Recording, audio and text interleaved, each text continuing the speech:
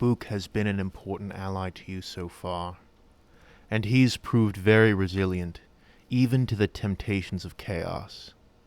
He demonstrated a strong kind of loyalty when he refused the gifts of corn, which you found shocking considering the reputation of beastmen and their vulnerability to the ruinous powers. But he was being stubborn. Kazazel made it clear how everything worked on board this ship.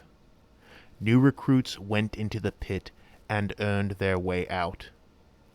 If Buch was able to up-jump these random Imperial serfs into full-fledged crew members, it could cause all kinds of problems. Everyone in the crew who had gone through that hell would resent these illiterate beastmen. Nor would these serfs have made the active choice to earn their way onto the crew. They would just be handed the opportunity by Buch. And, of course, Kazazel allowing him to do so would undermine his authority as captain.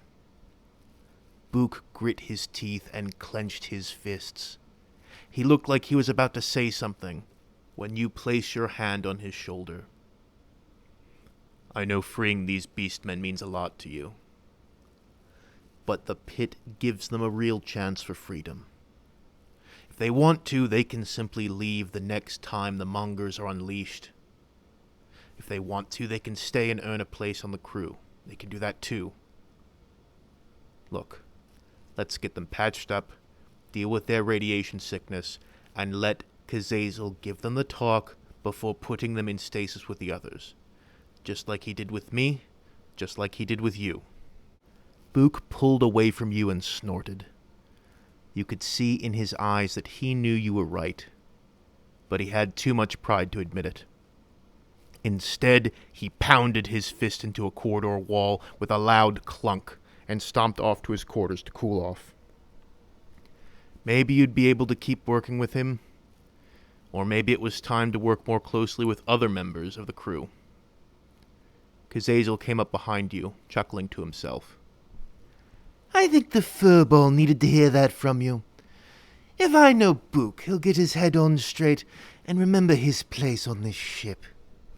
His place? I thought you were a little more egalitarian than that. Oh, spare me. Don't lecture me on interspecies equality, or I'll paint you blue, give you a nice slice on your forehead, and ship you off to the Tau. It has nothing to do with the fact that Buch looks like cattle, or that his fur always reeks of rotting flesh. Buch's capabilities are limited. If he was smarter, more ambitious, more clever, he'd have a higher rank on this ship. No, he's smarter than your average grunt. But he's not a real leader.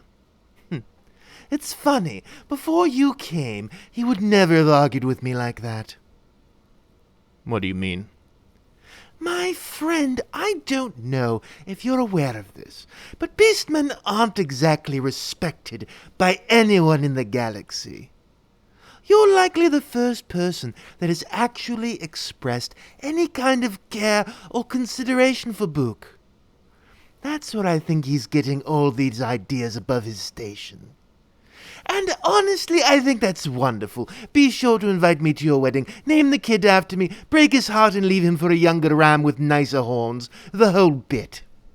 Either way, it's all very entertaining and interesting to watch.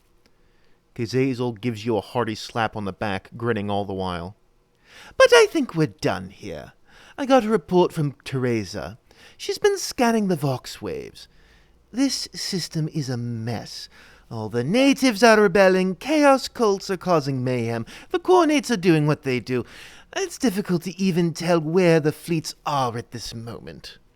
We're pretty much full up on loot, and there's little for us to do now except get out and find a place to unload all of our ill-gotten gains. I thought you wanted to keep this system in the hands of House Xavier, to keep working with them. No. The system's too hot. There's a lot of war and chaos, which is lovely. It allows the pitmongers to stretch their little legs. We got plenty of loot and prisoners and new denizens for the pit. But I'm not risking myself or my ship when there's little more we can gain here. Diminishing returns, my friend, diminishing returns. Over the next few hours, everyone on the ship prepared for departure. The surviving pitmongers returned. The old pitmongers, along with the new, received basic medical treatment for any injuries they received. You consider speaking with Buch after the confrontation. But you figure he'll come to you if he wants to talk. No sense in trying to force an issue with a large, angry beastman. You decide to head to the bridge to stay informed on any issues or threats that might crop up. As you're walking down the halls, you can feel the vessel lift off and begin soaring into the atmosphere.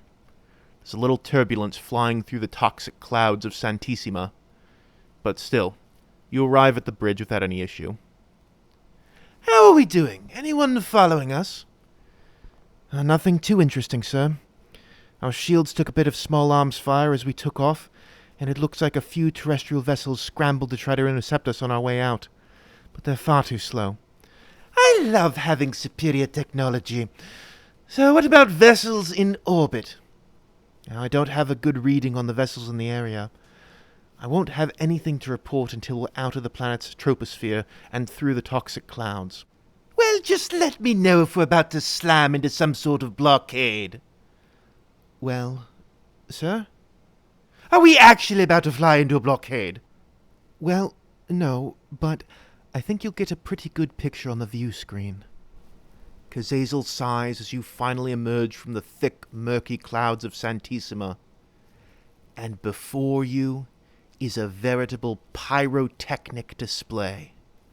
A massive space battle spread before you with deadly weapons of war arching through the sky and slamming into the ancient vessels, explosions twinkling against the black void of space, as far as the eye could see.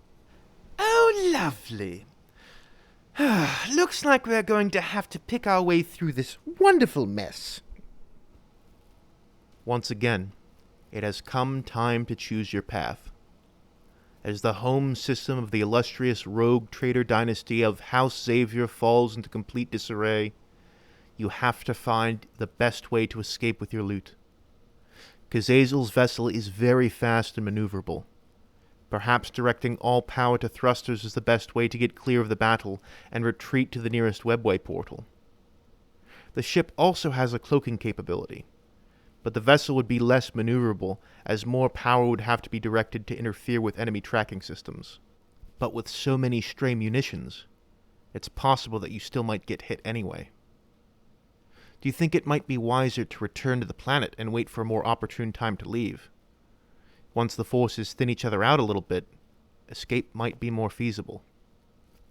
Or, do you have a different plan of your own that you would like to attempt? State it in the comments below. A poll will be created later this week of the different options that are most liked, and you will help shape the narrative moving forward and choose your own destiny. No man do they call me, my mother and my father, and all my comrades as well. Thank you all for listening to the latest episode of Kazazel's Merry Marauders. If you enjoyed what you heard, please leave a like and a comment so that you too might join an immoral gang of pirates and go on a looting spree yourself. If you haven't yet done so, please subscribe in order to hear more stories about angry goatmen arguing with hedonistic space elves. And if you have absolutely no idea what's going on, you can click on the Kazazel playlist, which should be appearing on screen right now. Thank you all once again for listening. No Man out.